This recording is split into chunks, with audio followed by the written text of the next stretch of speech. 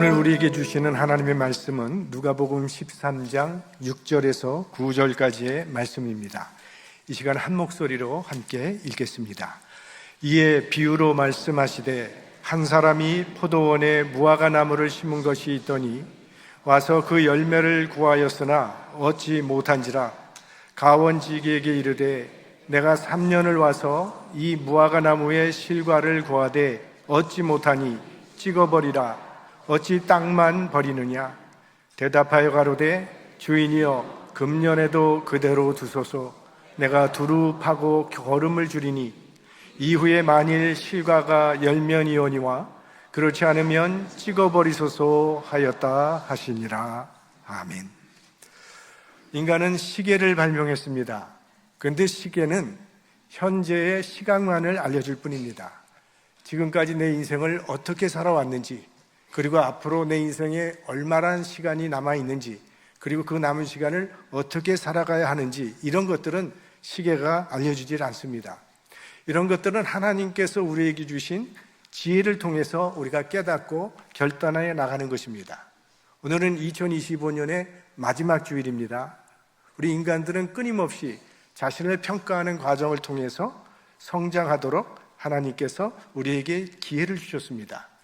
그것이 하루라고 하는 시간입니다. 하루를 마치면서 나의 삶을 돌아봄을 통해서 새로운 각오로 새로운 날을 시작할 수 있도록 해주셨습니다. 일기를 쓴다는 것은 그런 의미가 있을 것입니다. 또 일주일이라는 시간이 있습니다. 특별히 우리 크리스찬들에게는 주일마다 이렇게 하나님 앞에 나와서 한 주간의 삶을 평가할 수 있게 하심으로 우리 신앙의 성장이 있도록 그렇게 기회를 주셨습니다. 그리고 1년이라는 시간입니다. 우리가 해가 바뀔 때마다 지난 한 해를 우리가 돌이켜보면서 새로운 마음과 각오로 다시 시작할 수 있도록 주신 소중한 기회입니다. 제가 뉴욕에서 목회할 때 캘리포니아에서 한 장로님 부부가 방문을 하셨습니다. 그런데 그 장로님은 저희 부부가 교회 대학부에서 신앙생활할 때 그 대학부 부장 장로님이셨습니다. 20여 년 만에, 20년도 훨씬 넘어서 다시 만나게 되는데, 그 장로님이 저희 부부를 만나자마자 하셨던 첫 번째 말씀이 야, 젊음이 이렇게 좋은 거구나 였어요. 그때 장로님께서는 70이셨고 저희 부부는 40대였습니다. 그러니 장로님이 보시기에 저희 부부는 젊게 보이는 것이죠. 그래서 점심은 우리가 쌌습니다. 누구에게나 반갑지 않은 말은 늙었다라는 말이고, 누구나 듣기 좋아하는 말은 젊다는 말일 겁니다. 모두가 한때는 젊었었고 모두가 결국 늙어가는 길을 같이 가고 있는데도 그것이 그렇게 관심거리가 되고 있습니다. 세상 모든 사람들이 다 같은 길을 가는 것이니까 서로 할 것은 없지만 한 해의 끝에 설 때마다 우리의 마음을 괴롭히는 것이 하나 있습니다. 별로 한 것도 없는데 나이만 먹는다는 아쉬움 때문이죠. 오늘 본문에는 시간 개념이 나타나 있습니다. 내가 3년을 와서 라고 하는 그 말과 금년에도 그대로 두소서라는 이 말은 모두 시간 개념입니다. 오늘 예수님께서 이 비유를 말씀하신 이유가 있는데, 오늘 우리는 누가복음 13장 6절에서 9절까지를 읽었지만 바로 그 전에 1절에서 5절까지의 말씀을 보시면 어떤 사람이 예수님께 와서 그 사회에서 일어난 두 가지 불행한 죽음의 사건에 대해서 질문하는 이야기가 나옵니다. 하나는 빌라도 총독이 아무 죄도 없는 갈릴리 사람들을 죽이고 그들의 피를 하나님의 제물에 섞어버리는 이런 모욕적인 행동을 했는데, 그 빌라도에 의해서 죽임당한 그 갈릴리 사람들의 죽음의 이유가 무엇인지 궁금해하는 질문입니다. 그리고 또 하나는 실로암의 망대가 무너지는 바람에 18사람이 그 망대에 깔려서 죽게 되었는데 그 죽음에 대한 이유가 궁금해서 묻는 질문이었습니다. 이에 대한 예수님의 답변은 이런 일은 언제나 누구에게나 일어날 수 있다고 하시면서 너희들도 예외는 아니라고 그렇게 하십니다. 그러니까 예수님께서는 이 죽음은 늘 우리 곁에 있는 현실이라는 점을 일깨우시면서 왜 죽어야 하느냐, 그 이유를 알려고 할 것이 아니라 허락된 시간 속에서 어떻게 살아갈 것인가를 지혜롭게 생각하며 살아가라고 그렇게 말씀을 하십니다. 그리고 나서 오늘 이에 대한 교훈으로 오늘 비유를 말씀하신 것입니다. 포도원 주인이 포도원에 무화과나무를 심었다는 겁니다. 그리고 그 과수원을 관리하는 과원지기를 두었습니다. 몇 년이 지난 후에 이제는 열매를 맺을 때가 됐다고 판단해서 열매를 찾으러 왔습니다. 그런데 아무 열매를 맺지 못한 무화과나무가 있었어요. 주인은 실망했지만 내년을 기대해 보면서 돌아갔습니다. 그리고 그 다음 해에 다시 와보니 작년에 열매 맺지 못했던 그 무화과나무는 여전히 열매가 없었다는 겁니다. 3년을 그렇게 했는데도 열매가 없었어요. 이제 주인은 더 이상은 참을 수가 없으니까 이 열매 맺지 못하는 무화과나무는 찍어버리라고 최후의 심판을 선언했다는 그런 비유입니다. 오늘 비유에 나오는 포도원 주인은 하나님, 포도원은 이 세상, 무화과나무는 우리를 의미하는 것이고 포도원 지기, 예수 그리스도를 상징하는 것으로 그렇게 해석을 합니다.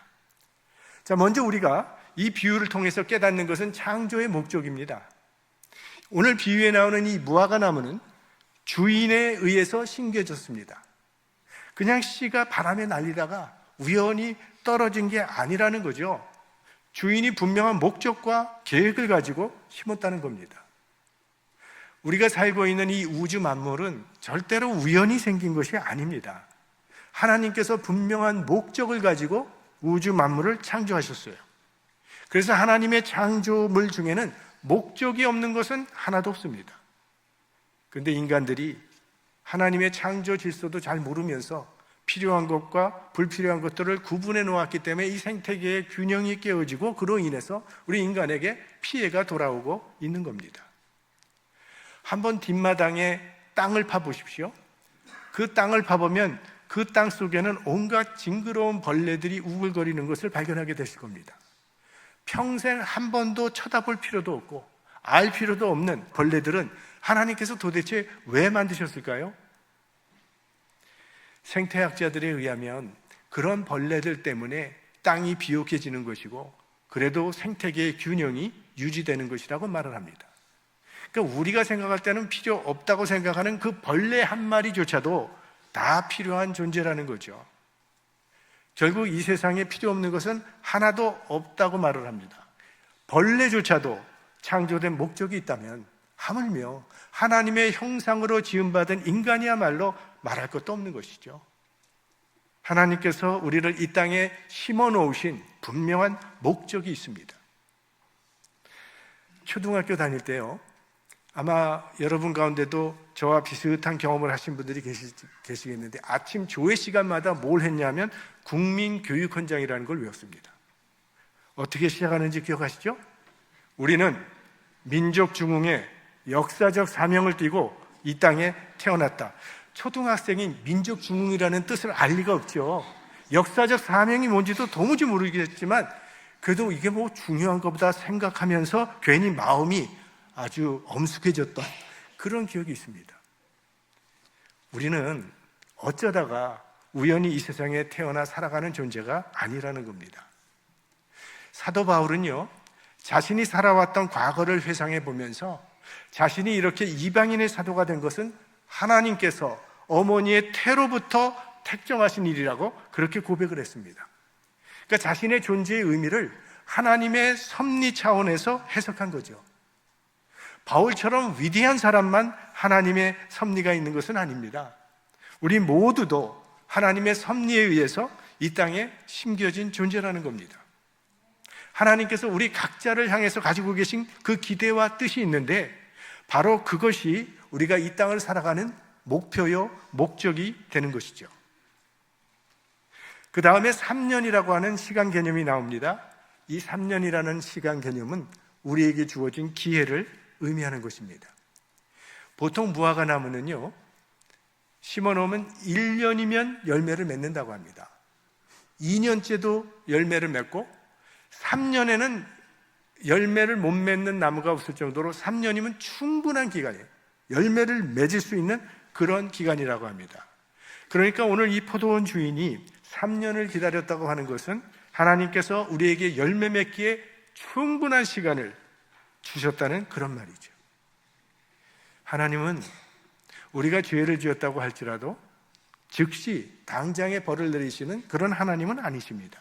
만약 그렇게 하신다면 우리 가운데 여기 살아있을 사람 한 사람도 없을 거예요. 하나님은 오래 참으십니다. 탕자가 돌아올 때까지 참고 참으시는 그 아버지와 같은 마음을 가지신 분이 하나님이세요. 아마 우리 가운데는 3년이 아니라 10년을 기다려 오신 분도 계실 거고 30년을 기다린 분도 계실 거고 아마 어쩌면 지금까지도 기다리며 참고 계신 분이 있을지도 모릅니다. 근데 중요한 것은 오늘 본문에 의하면 그 하나님의 기다림은 아무것도 하지 않는 기다림이 아니라 행동하는 기다림이라고 말하고 있어요. 주님은 계속해서 물을 주신다는 겁니다. 걸음을 주시고 가꾸면서 계속 기다린다는 겁니다. 왜? 열매 맺기를 기대하시기 때문에. 지금 우리가 열매를 맺을 수 있도록 여러 가지 다양한 방법을 통해서 우리를 빚어나가시고 인내하시는 가운데 열매 맺기를 기다리시는 그런 행동하는 하나님이심이 나타납니다. 또한 3년을 기다렸다고 하는 것은 하나님의 기다리심에도 한계가 있다는 말입니다. 무한정 기다리시는 하나님이 아닙니다. 하나님은 사랑의 하나님이시지만 그 사랑과 인내에는 한계가 있다는 것을 말씀해 주고 있습니다. 우리가 하나님의 사랑은 무한하다고 말을 하지만 회개하고 돌아올 때만 무한한 것이지 회개하지 않는 죄인에게도 무한하지는 않다는 겁니다. 오래 참아주시지만 어느 한계에 이르면 심판하신다는 말씀이에요. 그게 노아의 홍수요, 그것이 소돔과 고모라의 멸망이요, 이스라엘 백성의 멸망입니다. 자, 이런 것들은 다 하나님의 인내에 한계가 있다는 것을 보여주는 사건인데 그 한계의 절정이 십자가입니다. 십자가는 하나님의 인내와 사랑의 상징이면서 동시에 우리의 결단을 요구하는 최후의 통첩이라는 거예요. 십자가의 은혜마저 부정하고 하나님을 거부한다면 남은 것은 심판뿐이라는 겁니다. 그게 십자가의 의미입니다. 본문에 3년을 참았다고 하는 것은 필요한 만큼 충분히 참았다는 말, 그 충분한 시간과 여유 속에서도 열매를 맺지 못한 나무에 대한 오늘 이 포도원 주인의 심판은 찍어버리겠다는 심판입니다. 우리가 이렇게 살아가다가도 마지막 때가 되면 사람들은 참 겸손해집니다. 그때 대부분의 사람들은 후회의 말을 많이 남깁니다. 용서할 걸, 좀 더 사랑할 걸, 더 이해하고 품어줄 것, 그때 그렇게 해서는 안 될 걸. 오늘 말씀은 그런 생각을 미리 하면서 살라는 것입니다. 3년 전부터 했어야 한다는 거예요. 그런 생각을 하고 실천할 수 있는 시간은 우리에게 충분하게 주어졌는데 하나님은 우리에게 일생이라고 하는 기회를 우리에게 주셨습니다. 그리고 그 속에서 맺을 수 있는 열매를 기다리고 계십니다. 하나님은 우리에게 건강을 주셨습니다. 재능도 주셨습니다. 물질도 주셨습니다. 또 믿음도 주셨습니다. 하나님께서 우리에게 주신 이 모든 것을 가지고 여러분은 2025년이라는 시간 속에서 어떠한 열매를 맺으셨는지 한번 돌이켜 보시기 바랍니다. 지금 우리는 이렇게 예배를 드리고 있습니다. 근데 참된 예배란 예배당 안에만 머무르는 것이 아니라 일상으로 흘러가서 우리의 말, 우리의 태도, 우리의 선택, 이 속에 나타나야 한다는 겁니다. 주님으로부터 공급받은 그 생명이 우리 삶 가운데 사랑과 화평과 희락의 열매로 나타나야 그게 예배입니다. 열매 없는 예배는 뭐 스스로는 만족할 수 있을지 모르지만 절대로 하나님께 영화롭게 하지는 못합니다. 세상은요, 우리가 이렇게 주일에 나와서 예배 드리는 것을 보면서 변하는 것이 아닙니다. 이 세상은 우리 삶 속에 맺힌 그 열매를 맛보고 하나님께 나오게 되기 때문입니다. 3년이 되도록 열매를 맺지 못한 이 나무는 땅만 허비시키고 있기 때문에 찍어버리라는 이 주인의 사형 선고가 떨어졌죠. 이거는 합리적인 결정이며 마땅한 심판입니다. 우리가 좀 고생을 하고 수고를 한다 할지라도 좋은 열매가 그 결과로 맺히게 된다면 그런 수고는 다 위로가 되는 것이고 보상이 되는 것이죠. 하지만 그렇게 많은 수고를 했음에도 불구하고 아무 열매가 없다면 결국 헛수고가 되고 마는 겁니다. 오늘 이 무화과 나무는 3년 동안 주인을 헛되게 고생시켰으니 찍혀도 아무 할 말이 없습니다. 과수원에요, 이런 나무만 많으면 그 사업 망하는 겁니다. 이 무화과 때문에 얼마나 그동안 투자한 것이 많았겠습니까? 시간의 낭비요, 수고의 낭비요, 땅의 낭비였습니다. 이런 나무는요, 그냥 내버려두면 더 큰 손해가 날 뿐입니다. 그래서 이런 나무는 찍어버려야 합니다. 찍혀도 변명할 여지가 없습니다. 이제 찍힐 수밖에 없는 운명에 놓여 있어요. 도끼가 나무 뿌리에 놓였습니다. 그런데 포도원 지기가 간청을 했다는 겁니다. 8절과 9절 말씀입니다. 주인이여, 금년에도 그대로 두소서. 내가 두릅하고 거름을 줄이니 이후에 만일 실과가 열면이오니와 그렇지 않으면 찍어버리소서. 여기 포도원 지기의 징보자의 역할이 나타나는데 주인에게 1년만 더 참아달라고 간구를 합니다. 마치 포도원 지기 자신이 잘못한 것처럼 자기가 좀 더 수고를 하고 좀 더 노력을 하겠다고 약속을 합니다. 만약 이 포도원 지기가 아니었다면 당연히 찍혀버려야 할 이 열매 없는 무화과 나무가 이 중보자의 간구로 말미암아 오늘 생명을 보존하게 됩니다. 이 포도원 지기는 누구이겠습니까? 바로 예수 그리스도죠. 열매 없는 무화과 나무 같은 우리는 하나님의 심판을 피할 수 없는 존재들, 그런 우리들이 하나님의 진노의 채찍에서 면제되는 것은 예수 그리스도의 은혜 때문입니다. 내가 아직까지 살아서 하나님 앞에 서 있을 수 있는 이유는 나를 위해 지금도 기도해 주시는 예수님이 계시기 때문입니다. 주님께서 지금 이 시간에도 하나님의 심판의 팔을 붙드시면서 금년에도 그대로 두소서 간구하고 계시기 때문입니다. 자, 그러면서 이제 포도원 지기가 대단히 중요한 조건을 하나 달았습니다. 그게 이후에 만일이라는 조건입니다. 여기엔 두 개의 단어가 나오는데 하나는 이후에라는 미래적인 단어. 이것은 앞으로 우리에게 남아있는 시간을 말하는 것입니다. 그 다음에 만일이라는 단어인데 지금까지는 열매가 없었지만 앞으로 열매가 열리면 심판을 면하게 해주시고 그렇지 않으면 찍어버리셔서 이것이 조건입니다. 그러니까 지금 저와 여러분들은 이후에 만일이라는 이 은혜 때문에 그 기간을 우리가 살아가고 있는 것이죠. 바울은 참 자랑거리가 많았던 사람이었음을 우리는 사도행전을 통해서 여러 번 직면하게 됐는데요. 길리기아 다소라고 하는 그 헬라 문화의 꽃이 피었던 그 도시에서 헬라 문화도 배우고 로마 문화도 배우면서 이중 언어를 유창하게 하는 사람으로 자라났죠. 그리고 예루살렘까지 유학을 와서 당시 최고 랍비인 가말리엘의 제자가 되었습니다. 그리고 율법의 의로는 나는 흠이 없는 바리새인이라고 말할 만큼 율법에 자신 있었던 사람이 바울입니다. 그러니까 바울은요, 유대교의 존경받는 랍비가 되는 것이 바울의 꿈이었습니다. 그런데 이 기독교라고 하는 이단 종교가 이 유대교를 어지럽히는 것을 보고만 있을 수 없어서 예루살렘에 있는 그리스도인뿐만이 아니라 저 다메섹에 살고 있는 그리스도인들까지도 잡아오려고 따라갔던 거예요. 그런데 그 다메섹 도상에서 사울아 사울아 왜 네가 나를 어찌하여 핍박하느냐는 주님의 음성을 듣는 순간에 자신이 잘못 살아왔다는 것을 깨닫고 거기서 돌이킴으로 기독교 역사의 전무후무한 선교사가 되었던 겁니다. 바로 그 한순간이 바울의 인생의 전환점이 된 것이죠.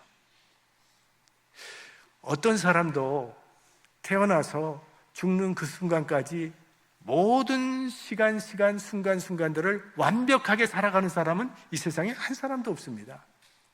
우리는 시간을 참 많이도 낭비하기도 하고 그 시간 속에서 잘못된 선택을 할 때도 많았고 수많은 실수를 저지르면서 살아갑니다. 그러나 그럼에도 불구하고 우리 인생에는 어떤 결정적인 순간이 온다는 겁니다. 그리고 그 순간에 결단하고 일어서기만 하면 그의 인생 전체가 변화되는 그런 놀라운 역사가 일어날 수 있다는 것을 우린 바울을 통해서 배우게 되죠. 그리고 하나님께서는 바울에게만 아니다, 우리에게도 그런 의미 있는 순간들을 계속 보내주고 계십니다. 문제는 우리가 그런 순간들을 깨닫지 못하고 그냥 흘려보내는 것이 많다는 거예요. 많은 경우에 하나님께서는 이 말씀이라는 통로를 통해서 그런 순간들을 우리에게 보내주시는 겁니다. 그 말씀을 흘려듣지 아니하고 나에게 주시는 말씀으로 받고 그 말씀을 따라 살기로 결단하고 그 자리에서 일어서게 되면 바로 그 순간이 우리 인생의 전환점이 되는 것입니다. 성경에 나오는 인물들은 하나님께서 말씀으로 다가오실 때 그 말씀에 응답해서 일어섰던 믿음의 사람들입니다. 노아, 방주를 만들라는 하나님의 말씀대로 방주를 만들므로 그의 가족을 구원했습니다. 아브라함에게는 본토 친척 아비집을 떠나라 하셔서 그 말씀에 응답해서 떠남으로 믿음의 조상이 되었죠. 모세, 내 백성을 건져내라, 하나님의 말씀 때문에 바로 앞에 서서 그는 민족의 구원자가 되었습니다. 저 나사렛에 살고 있는 요셉에게는 마리아를 데려오라 하셨으므로 그 말씀대로 마리아를 데려왔더니 이 세상에 구세주가 탄생하게 되셨습니다. 그러니까 이 사람들은 모두 말씀에 응답해서 일어났기 때문에 믿음의 선배들로 지금 우리 앞에 서게 된 것입니다. 하나님께서는 지금 우리들도 이 하나님의 말씀에 응답하기를 원하시는 줄로 믿습니다.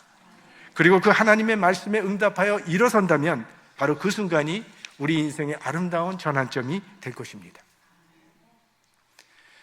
사실 우리 자신을 돌아보면 찍혀버려져야 될 사건들로 가득 차 있었지만 이런 우리를 위해서 오늘도 땅을 파고 걸음을 주고 계시는 예수님의 수고가 있기 때문에 우리에겐 또 한 해가 주어지고 있습니다.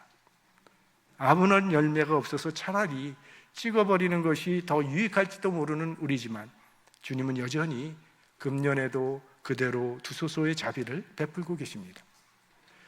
그러나 그 자비는 이후에 만일이라는 조건과 함께 주어진 자비라는 것을 우리는 기억해야 할 것입니다. 2020년, 26년 새해에는 우리 모두가 하나님의 말씀에 응답하는 열매 맺는 나무들이 될 수 있기를 소망합니다. 그런 결단과 각오로 새해를 기다리는 하나님의 자녀들이 되시기를 주님의 이름으로 축원합니다.